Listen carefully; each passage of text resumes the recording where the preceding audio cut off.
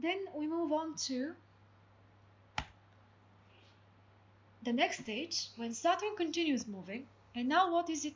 This is like the full moon stage, the opposition to its natal place. So you were born with Saturn in Cancer, now it's in Capricorn. It's traveled. Certain years have passed. You know, every 2.5 years it goes to the next sign. So obviously by the time you are 14, 15, these are the teenage years, other things are happening because it reaches the opposition. And every opposition of a planet to its natal place, or one factor to the other factor, is a time of reflection, reevaluation, seeing something in the mirror. That's like, opposition is standing opposite to something. And the only way sometimes to see something is by standing opposite to it, exactly. And this is what oppositions are about. At age 15, the teenage years, is when that happens. And there are constant swings here between childhood and adulthood. The child is one day is very old, like very mature, very acting in a way that it surprises everybody. In the next day, it's so childish and so like capricious. And this is where it's starting to learn about relationships for the first time, mostly relationships with parents and with other siblings, and gaining objective awareness of life. This is the time of getting information most than anything else. While in the previous period it was I would do something physically to test things. Now I'm gonna ask questions and test the knowledge of others and see what they're gonna respond, and also start registering the fact that there is another gender and I'm interested in the other gender.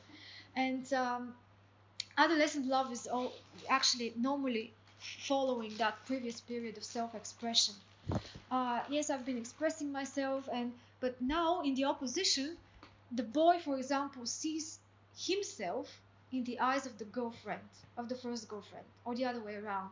Why? Because that other person reacts on you. You do something, you are somebody by that point. You hardly have an idea who you are at the teenage years, but that's the point of those years, to actually gain a perspective of who you are. And one of the shortest ways to do that is through relationship with another, which is the reason behind most of those connections, boy and girl connections in these ages, exploratory, you know, purpose behind it. I have to contrast myself with somebody else. But then something else also happens here, and that's the other reason why we start being aware of the opposite sex, is because in this age people are prepared for procreation, which will happen in the next stage eventually. But they just need to have that period of learning about it, and it's where it happens. In that age, overt rebellion against parents, society, culture, everything. Again, because it needs to be tested, it needs to be checked, so that I can realize by seeing what others do who I am and what I want to do. And we want to separate from parents, but then connect with peer groups. So we want to replace the parents with the peer groups. Parents are never doing good enough. They're always, we don't approve of how they dress, what they eat, whatever. And it's part of that period. It's necessary because there is this very big urge to separate yourself from the other thing, the opposition. You want to be an opposition to who you are, basically.